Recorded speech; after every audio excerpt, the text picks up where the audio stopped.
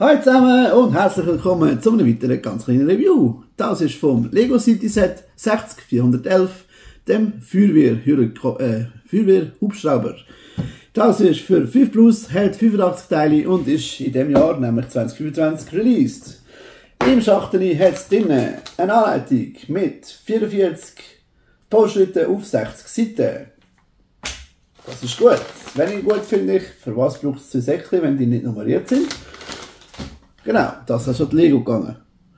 Und jetzt zurück zu, wir haben hier das Modell, das hat hier einen Haufen Versorgungsschränkchen.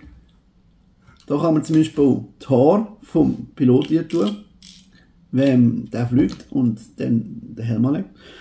Und er hat auch einen Feldstecher, den kann man zum Beispiel dann auf der anderen Seite tun, weil es hat 2 von denen. Genau. Zu den Propeller, die dreht sich mit Wind.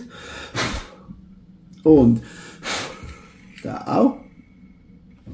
Und wenn die dann dreht, dann sieht es gar nicht so schlecht aus, wenn der Helikopter so fliegt und man den so hebt. Ich würde empfehlen, den hier unten zu haben, weil alles andere führt dazu.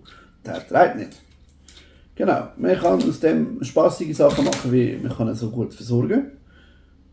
Dann dreht er nicht und er fliegt nicht.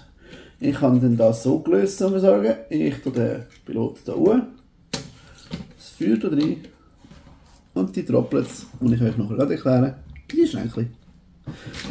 So viel dazu. Jetzt, der Helikopterpilot hat gesichtet, es gibt natürlich irgendwo Feuer. Übrigens jedes dritte Mal, wenn man den einladet, geht dem seine Scheiben ab. Ist so ein bisschen nervig. Das ist das, was mich an dem Set am meisten nervt. Ist ein bisschen ein Gefummel. Keine Ahnung, wieso das so muss sein, aber es ist irgendwie einfach so. Ich muss da schauen, dass man nicht auf die Scheibe drauf drückt beim Einladen. Genau, jetzt zu den Droplets, die Dinger, Wasserwerferteiler, die kann man da einspannen und dann kann man das da rein tun, so als Ziel, und dann kann man probieren, das zu brechen, was zu 99% bei einem 5-Jährigen zumindest nicht klappt, bei mir auch nicht, auch weil ich nicht 5 bin. Was ich euch sagen kann, ist, es hat 5, das ist gut, aber wir haben eins davon schon 2 Stunden gesucht. Schaut, ob ihr es möchtet. Abgesehen von dem, geniale Sache, kann ich euch empfehlen, kostet irgendwo in der Schweiz 10,95 Franken und braucht etwa eine Stunde zum Bauen für ein Kind, das 5 ist, und macht super viel Spass zum damit spielen. Ich hoffe, euch hat das kurze Review gefallen. Wenn ja, lasst doch gerne einen Daumen nach oben da oder einen Kommentar. Falls ihr das Set habt, dürft ihr gerne auch schreiben, was ihr für Erfahrungen gemacht habt. Schickt das doch an Leute, die Kinder haben, die gerne so eins kaufen wollen, weil das gibt es jetzt gerade zum Kaufen. Ist nicht teuer, wie gesagt, und macht Spass, kann ich euch empfehlen.